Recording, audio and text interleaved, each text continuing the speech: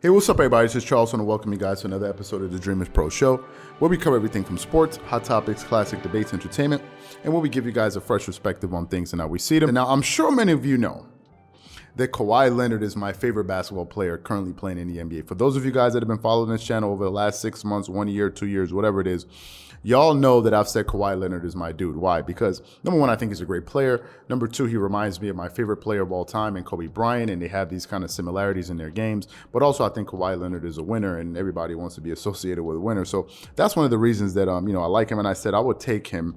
I said on many occasions that I would take him over any player in the NBA going into the playoffs. Now, in the regular season, there are guys out there that put up better regular season numbers than he does, because I don't think Kawhi Leonard is one of these guys that's transfixed on winning a lot of regular season accolades. I think he's just one of these guys that purely wants to win finals MVPs and NBA championships. I think that's really his only concern, right? So going into the playoffs, there's no one I would rather have above him. No one. That includes LeBron James. That includes Kevin Durant.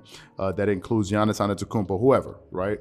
That's how I feel about him. And usually his playoff numbers are on par with LeBron and Jordan, right? For example, when he won his championship with the Toronto Raptors, he led the playoffs in points, rebounds, and steals, and he scored the third most points ever in an NBA playoffs behind LeBron James, and I believe it was in Michael Jordan. So he is that good when he's in the playoffs, and his winning percentages speak to that. Now, with that being said, I have to admit, as a Kawhi Leonard fan, that I think Stephen Curry right now is the best player in the world. Right now, if we're talking about basketball as is happening today in 2020, right, November 29th, depending on when you see this video, listen, Stephen Curry is the best player that we got going. I recently watched him play against my Clippers yesterday when they were playing against the Clippers, and I think in the first half, the Clippers looked like they were in the game, right? They were in the game, but at that point, Stephen Curry had not really gone off.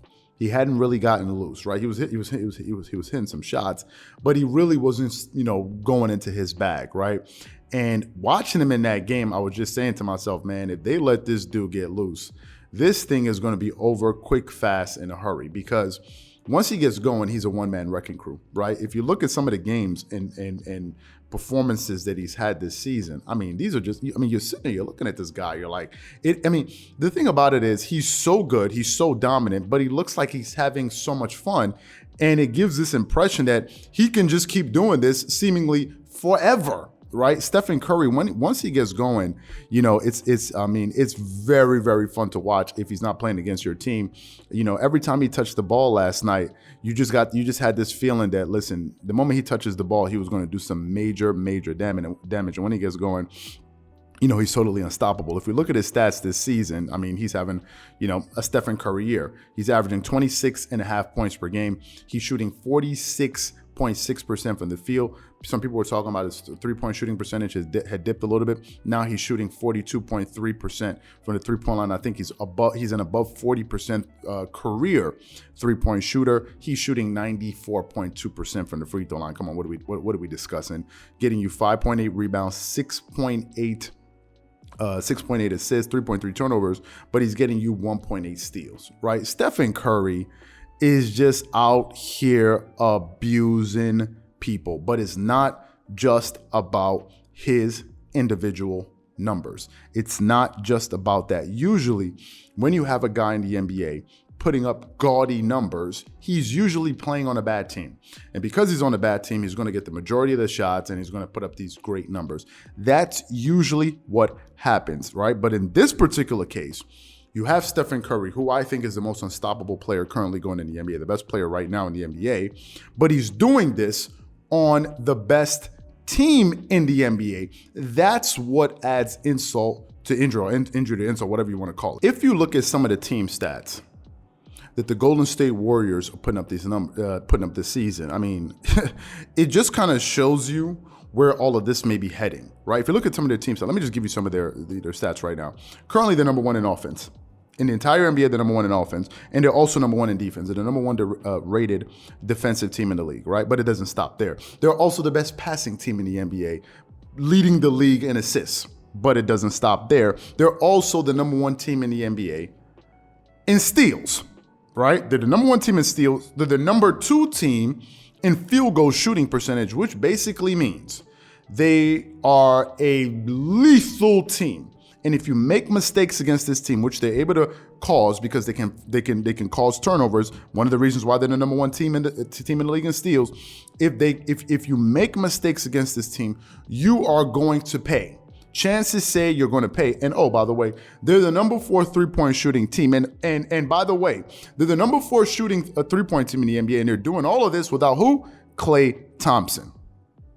Klay Thompson isn't even playing basketball at the moment. We did a video a few days ago where Klay Thompson, even he himself, seemed to be in awe of his own team. He was like, we're number 1 in this, we're number 1 in that, we're number 1 in this. He's like, and I'm not even out there playing. He's like, think about that. I want you to think about that for us. Like even Klay Thompson is in awe of what his team is doing right now. Steve Kerr is coaching this. I mean, he has his team running like a well-oiled machine. This team knows how to win championships. They've done it before. They have championship pedigree. You have Stephen Curry, who's a leader, who is extremely confident, who knows that he's the baddest man in the NBA right now. They have all of these things working in their favor, and that's why I've already said this, but I'm going to reiterate this point for maybe some of the people that miss me saying this in some of our previous videos. I've already said this. The Golden State Warriors are going to go to the Western Conference Finals this year. That is going to happen. Barring some kind of catastrophic injury or something like that, this team is going to be in the Western Conference Finals. And really what this season is all about, if we're looking at the Western Conference picture right now, we're basically trying to figure out who's going to face the Warriors in the Western Conference Finals. That's pretty much what we're trying to understand right now. This is all we're trying to figure out. For me, I think if Kawhi comes back and the Clippers are healthy and they're clicking on all cylinders, given the fact that I believe they have one of the best coaches in the NBA in Tyronn Lue, they have the best playoff performer in the NBA in Kawhi Leonard. If they're able to get back, Serge Ibaka's back. He's playing now. I don't like the Eric Bledsoe pickup at all. I voiced that opinion last night. But I think if they're able to figure things out, maybe make 1 or 2 moves by the trade deadline, I think we're possibly going to see the Clippers and the Golden State Warriors in the Western Conference Finals are probably going to get a 6 to 7 game series. This is my prediction. But there are other people that feel otherwise. Some people think it's going to be the Lakers, right? Some people feel like the Lakers are going to be able to figure it out by then. Some people think it may be the Phoenix Suns, who represented the Western Conference in the finals last season. Some people think it's going to be them. Some people feel it's going to be the Utah Jazz. Maybe they feel like as if they had something to prove, given the fact that they blew that 2-0 lead that they had against the Clippers last season in the playoffs, and they lost to a Clippers team without Kawhi Leonard. So it could be any one of those teams. Whatever team is going to be, we need to start facing coming to terms with the fact that the Golden State Warriors will be in the Western Conference Finals. That is just what it's going to be. And if y'all are not careful, they may win this entire thing. I would not be surprised if the Golden State Warriors capture another championship and probably capture their 4th title in the last 10 years.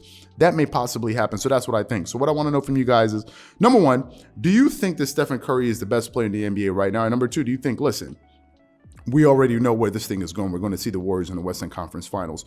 Whatever you guys think, please leave your thoughts and comments in the comment section below. Again, if you enjoyed the video, be sure to make sure you go ahead and hit the like button, hit the subscribe button, and hit the notification bell to be notified whenever we drop our content. Once again, this is Charles here from Dreamerspro, wishing you guys an amazing day and catch you guys on the next episode.